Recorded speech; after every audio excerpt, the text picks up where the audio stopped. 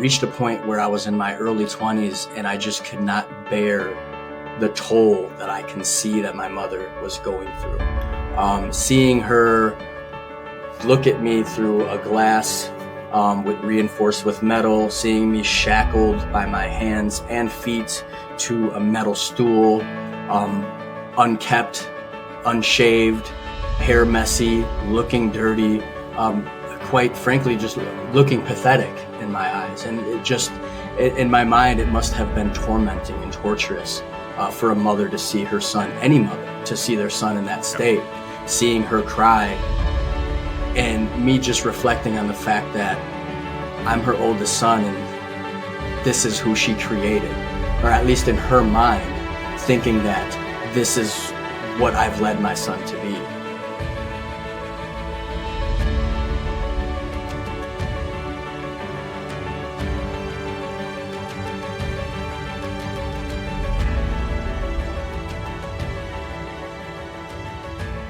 Welcome to the Path Forward podcast. I'm your host, Augie Ghilarducci, and what we're doing today is presenting to you episode number 7 of our series.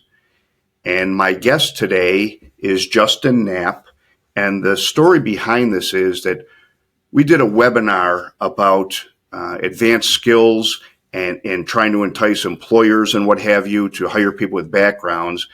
And somebody attended our webinar that's actually in the field of helping people get jobs. And so he had appeared with us and he wanted to bring somebody from his team. And about 30 seconds into Justin's presentation, I said to our producer, Monica, that this is somebody we've got to get on our podcast. So he's got a great story. I've had time to visit with him a little bit, some phone conversations.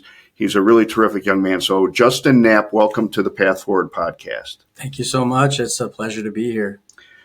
So what I'd like to start with is, why don't you tell us a little bit about, your background, where you grew up, what you might have done when you're in your youth, that type of thing. Yeah, absolutely. So my background is, I'd like to say, very relatable to a lot of the individuals that have been incarcerated. So my mother had me at a very young age. Single mom, teenager. My father was actually incarcerated at the time of my birth. Absent father. I was a little bit of a rebellious kid as a result of these factors that I mentioned, but I had a great, loving mother. I did play sports. I played soccer. I played football. Had a very good relationship with my brother. Eventually, because of the single mother factor, because of the absent father, I did tend to find some, male companionship in the wrong places. I grew up outside of Chicago, and the individuals that I befriended were involved in some criminal activity. This inevitably ended me down, the wrong path, so to speak. I did end up in juvenile detention centers in my youth. I believe the first time that I went to the Juvenile Department of Corrections, I was about 13 years old. And unfortunately, I spent about 2 months there. And when I did come home, I wish that I could say that I had learned my lesson, but I did not. And I ended up actually going back to the Juvenile Department of Corrections again at about the age of 16. And was this was all in the state of Illinois? Yes, this was. Okay. Yes, this was. Okay. So when I was released after the second time as a juvenile, I was in a situation where I kind of felt outcasted. I missed a lot of school, didn't have many healthy relationships with my peers in school. I was forced to get my GED when I was in the Juvenile Department of Corrections, so I couldn't go back to high school. Oh, so you were taking GED courses, Yes. Which then meant you couldn't go back Exactly. into traditional high school. Absolutely. Can I ask, did you continue your GED when you got outside of the juvenile department, or did you achieve it? I actually achieved it Okay. while I was in there. Therefore, when I did come home, I couldn't go back to high school. I mean, I already had a GED, right? Gotcha. And frankly, they didn't want to take me back, even if I did want to get the actual high school diploma. So I did end up, as a result of that, just continuing to involve myself with these so-called friends. Obviously, looking back on them, these weren't actual substantial friendships. They were friendships built off of thinking distortions and things of that nature. But I did end up at the age of 18.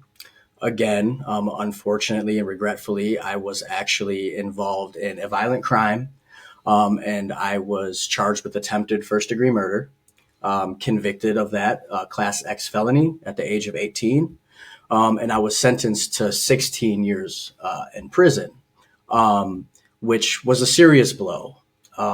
It was shocking to think that I had to essentially serve just as much time as I've been alive. Yes. In prison. And I think that's where my story really started to make a serious shift right there. So we had a chance to talk before we started doing this episode, and I mentioned you that I think the reason that you're such a terrific guest to be on this is because, frankly, because of your age and the age at which you went into the system. And I mean, I know I went into the system at age 45. And so it's a different point in my life than when you're 18 or 19 years old, that type of thing. Obviously, it must have had a profound impact on you, because I think that our social skills really start to mature when we get into our 20s. Yeah. And if the only place to refine your social skills is on the inside of a prison, it makes it exceptionally challenging. But can we spend a few minutes? I'd like to talk about, the phrase, how you did your time, what you did to, either good or bad, to keep yourself occupied and to expand so that you come out the man you are today. Yeah, absolutely. I'll talk about that. So to be completely transparent, when I was sentenced to 16 years at the age of 18, it was a very quick process to get me into prison. They got me in there immediately. And my mind, regretfully, was not in a place where I said, I want to change my life. At that time, after everything I've been through, I was like most of the incarcerated individuals that have gone through similar experiences. I was angry. I was bitter. I was upset. I was rebellious. Thinking about my parole date or my release date was not even a factor, because I'm a teenager and that date is in my 30s. That's nothing to think about, right? So in the early stages of my incarceration, I was involved with people that were not even concerned in any way, shape, or form about bettering their lives. I did spend a lot of time in segregation for fighting. I did have just a negative attitude, regretfully, and I thought that because of everything that I've been through, there was no point in me trying to quote unquote better myself, because with everything on my record, what opportunities do I even have? So it's interesting. We had a previous guest on the podcast, Dr. Chico Tillman, he's a terrific guy, but he talks about when he went away, he was involved in all the wrong things and wasn't thinking about the future. And his moment where he got some clarity on his life is when his mother told him during a visit while he was in segregation that, I'm done. Yeah. I'm done. I love you. And when I can, I'll put some money on your books, but I can't go through the ups and downs of this. Did you have anything like that happen? Yeah, and it's actually ironic that you mentioned that is his shifting point, if you will, because as I said, I did spend a substantial amount of time, in segregation for fighting. But my mother has always been extremely loving. She has been a rock for me, right? Very supportive, and she would come visit me every month, never missed a visit, regardless if I was in segregation or not. And just like this individual that you mentioned story, it reached a point where I was in my early 20s and I just could not bear the toll that I can see that my mother was going through. Seeing her look at me through a glass reinforced with metal, seeing me shackled by my hands and feet to a metal stool, unkept, unshaved, hair messy, looking dirty, quite frankly, just looking pathetic in my eyes. And in my mind, it must have been tormenting and torturous for a mother to see her son, any mother, to see their son in that state, seeing her cry, and me just reflecting on the fact that I'm her oldest son and this is who she created, or at least in her mind, thinking that this is what I've led my son to be. And in that moment was my serious mental shift to where I did not want my mother to look back on her life and remember me as this individual that she's looking at right now. In addition to that, I have a little brother that would come with her. And I actually have 7 little brothers in total. So thinking about how I never had a positive male role model in my life, Right. thinking about how my father was incarcerated. And actually, I didn't even mention that my grandfather before him was incarcerated for murder. I wanted to just be the positive role model that I never had for them. So I just was overcome with a sense of duty and responsibility to my mother and to my little brothers that I'm going to come home the best version of myself. I'm not going to come home who I am now or worse. And that was my serious turning point. And I think everything in my life changed from that day on. So thank you for sharing that, first of all. I mean, I know those types of experiences are painful. I went through those same things, right? Yeah. So now you've got this different attitude, right? It's starting on the inside. It always starts on the inside. You've got this different attitude about how you're going to conduct yourself. And so, and we've never talked about this. We've just so everybody knows, we just met. So you're hearing this the first time that I'm hearing this. But what were some of the things that you started to do in this process of transforming yourself to be a role model for your brothers and a good son for your mother and that type of thing? What were some of the things you did on the inside? And just so you were in the Illinois Department, correct? Yes, I was in Illinois. Yes. Okay. So what did you start to do on the inside? So once that mental shift happened, I wasted no time. I was ambitious, I was driven, and I would pick up any book, right? I thought to myself, well, what sources of knowledge and wisdom do I have? It's not in most of these guys around me, right? I made that mistake my whole life, right? So I thought to myself, well, where can I find this wisdom? What can guide me? So I picked up every book that I could, whether it was a book about philosophy, it could have been Aristotle, it could have been Lao Tzu's Tao Te Ching. I did not limit myself in terms of diversity of what I wanted to read. In addition to philosophy, mindfulness, even studied comparative religion. I mean, I would just read the dictionary and read the thesaurus and find other ways to describe certain things because I wanted to be better. Eventually, I said, well, I have to go to school. I have the opportunity here to take advantage of a free education. And in my mind, I told myself I would be a fool not to take advantage of a free credential to substantiate that I'm an educated individual when I come home. So I signed up for school. And one of the obstacles there was that, well, I had so much time that they said, well, these short timers, they actually get priority because they accumulate good time. I didn't get good time, right? So I had to kind of take classes every few months here and there as I could. But I stayed consistent. I didn't let that motivation that I had and that drive that I had, I didn't let that dwindle away. So I was always simultaneously in some sort of college class while I was reading other subject matter to just expand my wisdom and my knowledge about everything that I could get my hands on.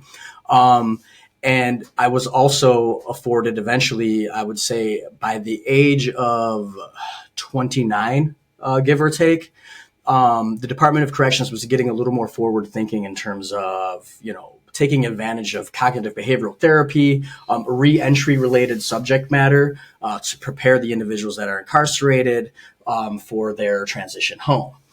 So I was actually, as a result of everything that I've been doing and the shift in my entire quality of life, I was invited to participate in a re-entry program at Illinois River Correctional Center.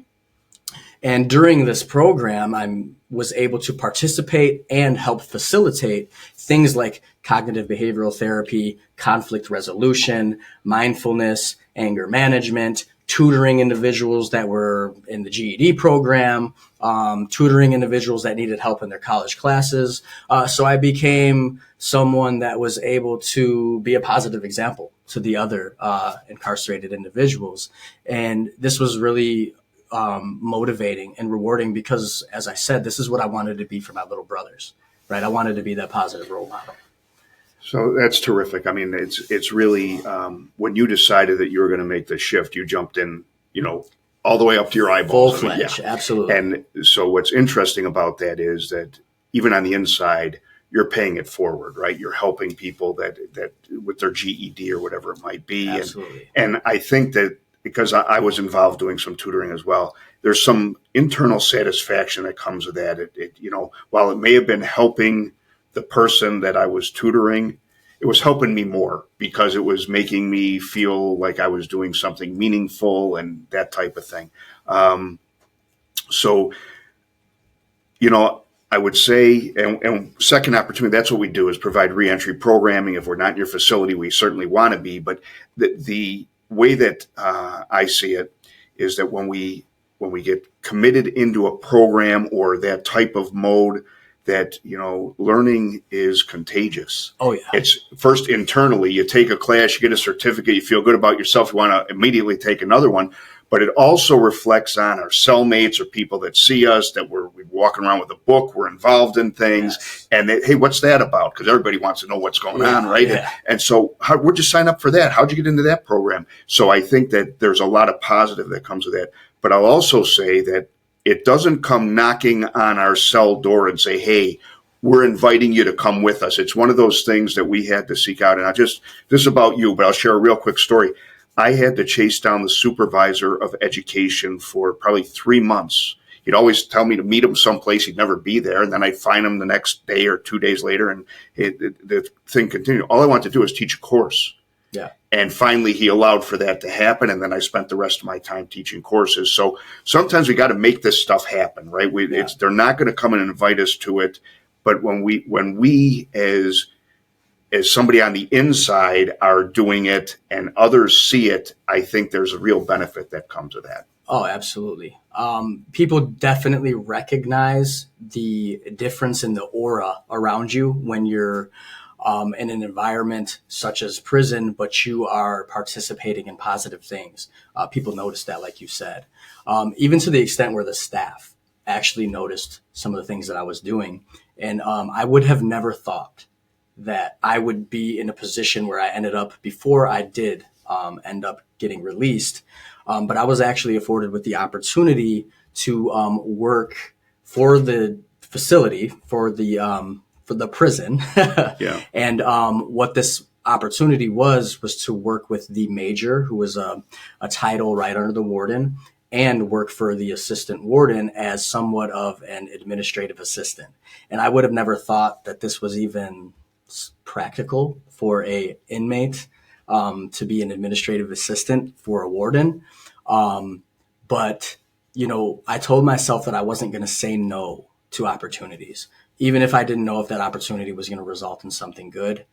Opening doors, stepping through the threshold, and seeing what other opportunities can come to be are an important part of life. So I actually said yes to this position. I was given my own office next to the warden's office in the facility. I was essentially vetting and auditing documentation and paperwork. It was a serious responsibility in terms of, managing certain things like roll call. Very interesting, unique experience. To think that, the kid that was constantly fighting and segregation, seeing my past and what I've been through. And now, I'm coming home in a year and I'm completely different human being. I'm working for the warden. I have an education. That was really motivating. So I think it's important for people that are still incarcerated to take advantage of every single opportunity that's afforded to them. Open the door, step through it. Don't be scared to say no. I've never had a real job. Yep. I was scared. to say yes to that job.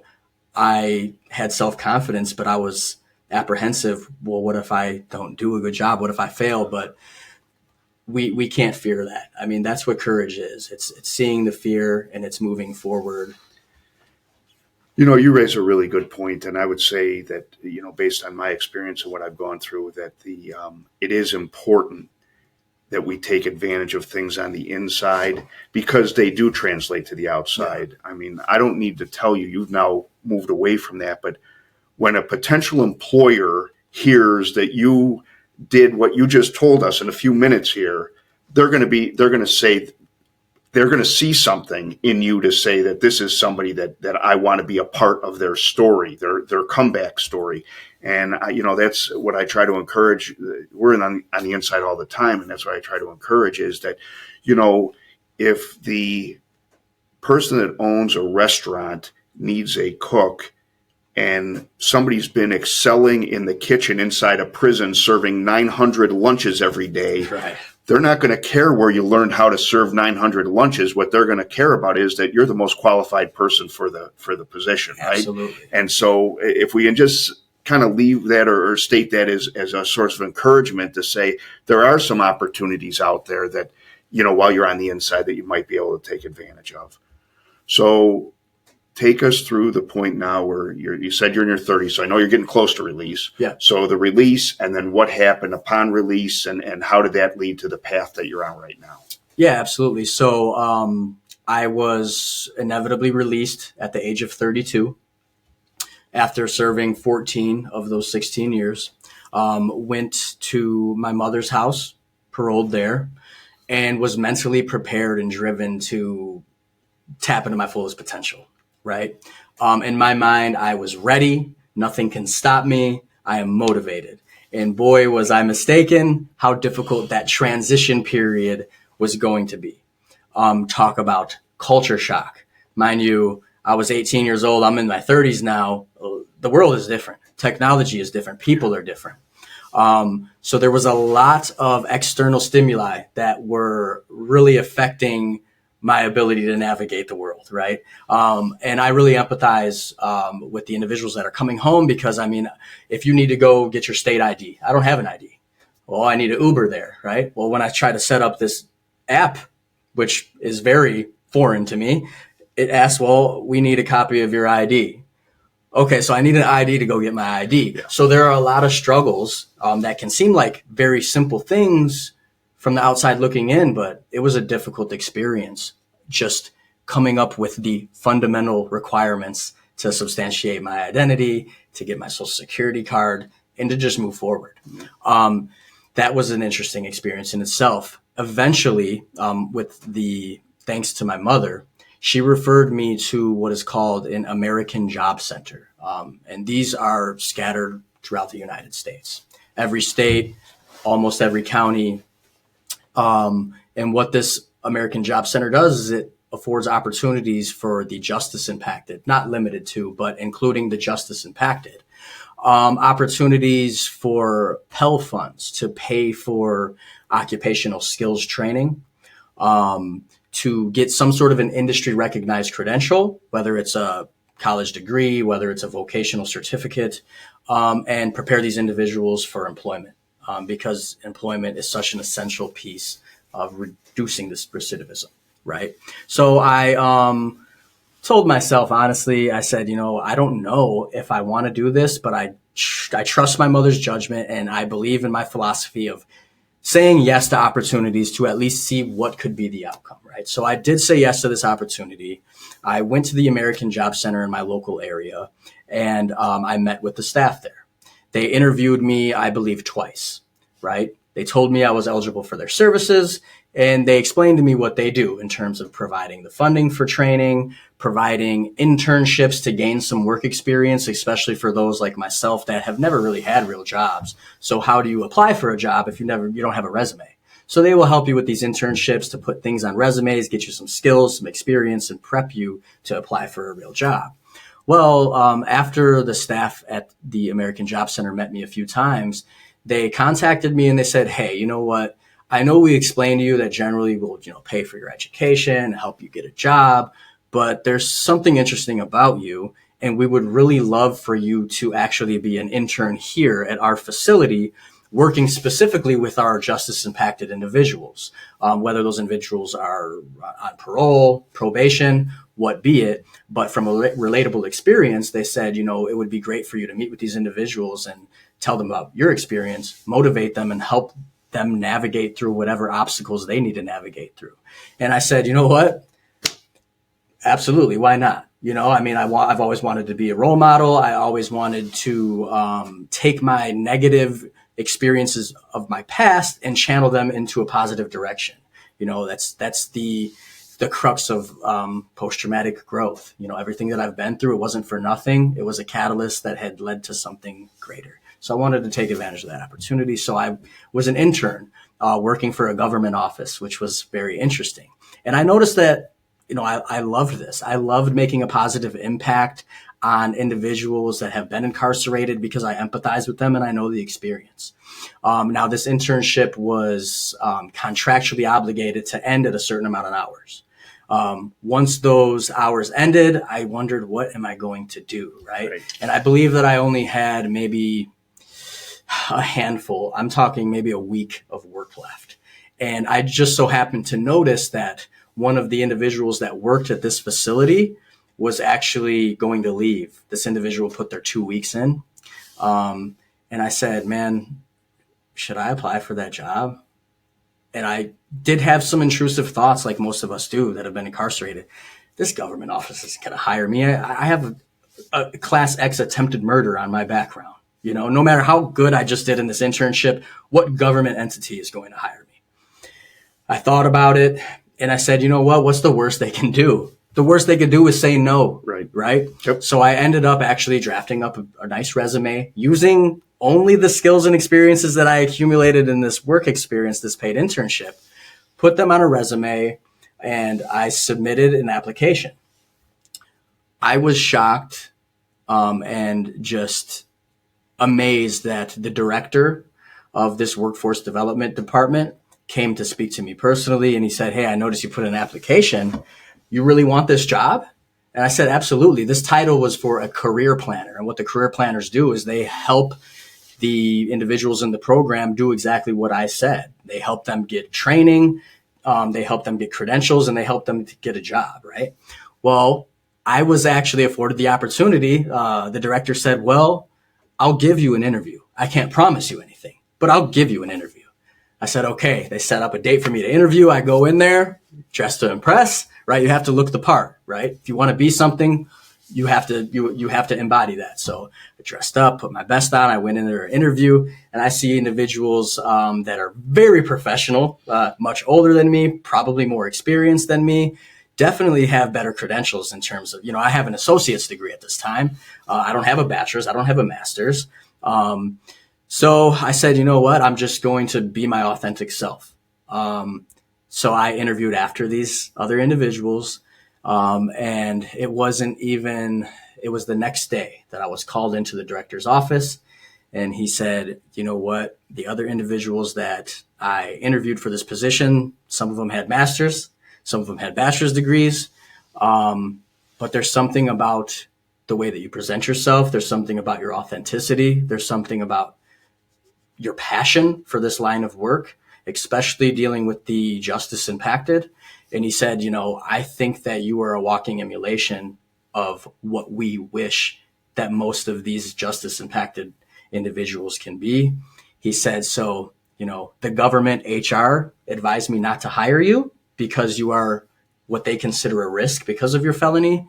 But I'm the hiring manager. I'm the director here, and I want to offer you the job. He gave me an offer letter for a salary as a career planner working for the government, dealing with federal and state Pell funds, and to channel those funds into the justice impacted individuals.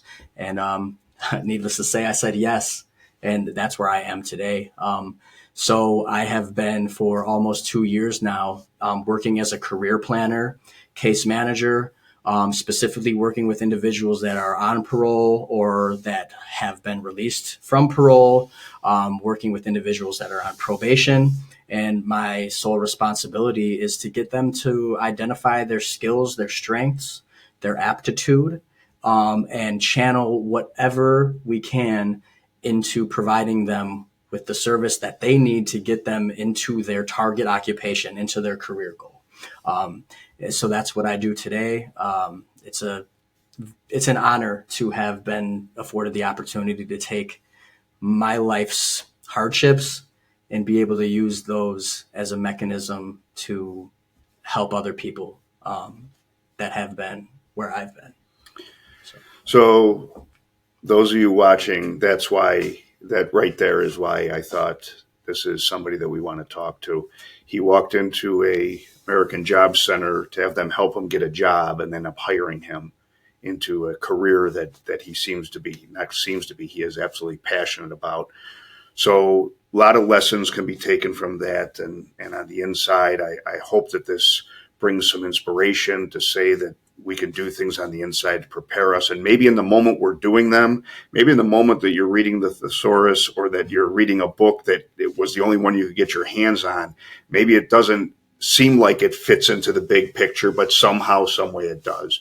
So we're about to wrap up, but what I'd like to do is tell you that we've got many people that are watching this. We're on tablets and jails and prisons around the country. So can you just take a couple of minutes and just kind of share a message about how you can take a situation as a very young man, age 18, going to prison for a long period of time and get that and somehow bring something out of that has you right now doing things that probably didn't even imagine would be possible. Absolutely. And that's what I'm passionate about. So my message and the big takeaway from this that I hope that everyone listening could really grasp is that your past does not have to define you. If you listen to my story, I was a kid that had no father. I was a kid that was raised in the streets.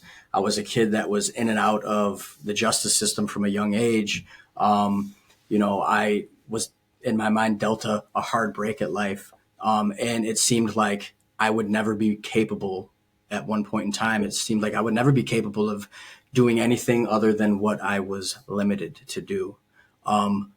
But that is not the truth. And I'm a walking emulation of that. You have to want it. You have to want the change. But if you do, it's possible. And you can tap into your greatest potential and be the greatest version of yourself. And your past does not have to define you. Everything that you have been through does not have to define you, but rather be a catalyst to lead to something greater. And that's a message to the individuals that are incarcerated and to their family, their loved ones. Even if it seems like these individuals are never going to change. My mom thought I was never going to change, right? But it can happen. And I would say that what you really need to do is just believe in yourself.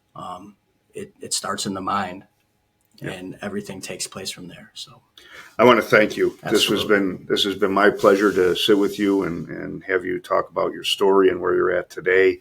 I hope out there that you've enjoyed this episode with Justin, and thank you for tuning in. We will have another episode that will release 2 weeks after you see this one. So thank you very much.